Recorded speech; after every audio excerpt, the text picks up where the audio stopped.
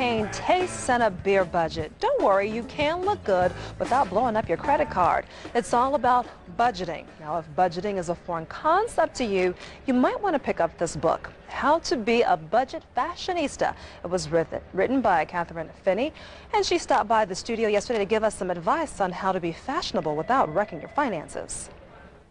Welcome to the Fox 25 Morning News. Great, thank you. It's great to be here. Now, you start off your book talking about something that may not appear as being fashionable. You talk about money and budgets, because I guess debt is not fashionable.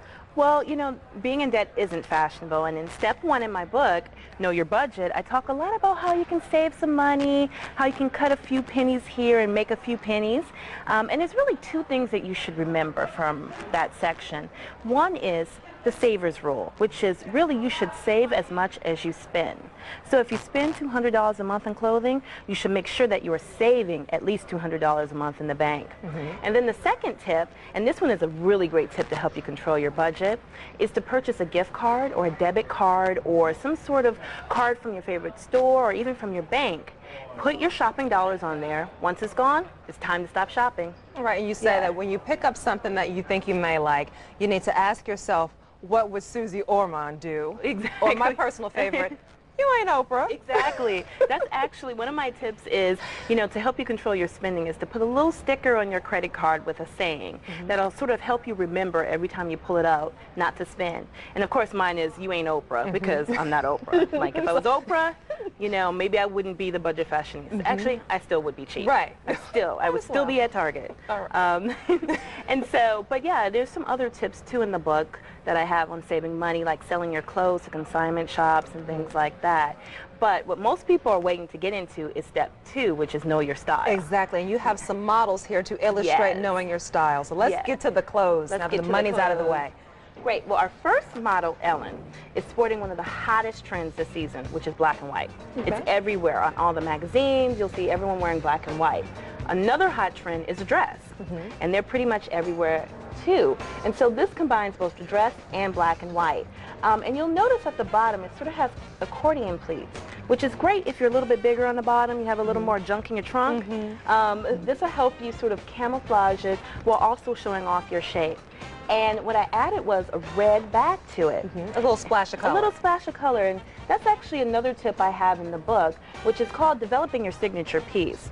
It could be a great bag, a great pair of shoes, it could be necklaces, but it's sort of the piece you're going to be known for, and it's the piece you should spend most of your shopping dollars on. Really? So it's true when they say invest in the good bag and the good shoes and everything else sort of falls into place. Exactly.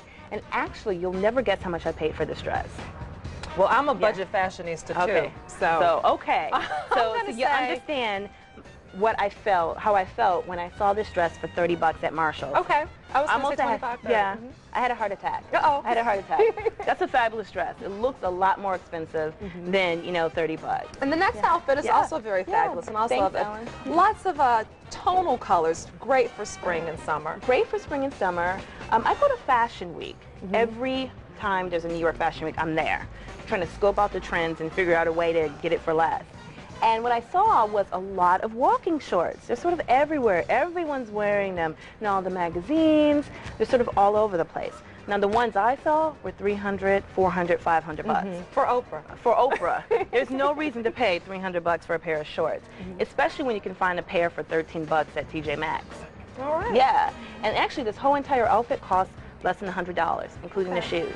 All right. Yeah, so, and she's wearing the latest shoe, which is like the wedge. You must have a pair of wedges this summer. That's like a requirement. And they're actually pretty comfortable. A lot of people don't realize that. Before we run out of time, what is the 70-30 rule?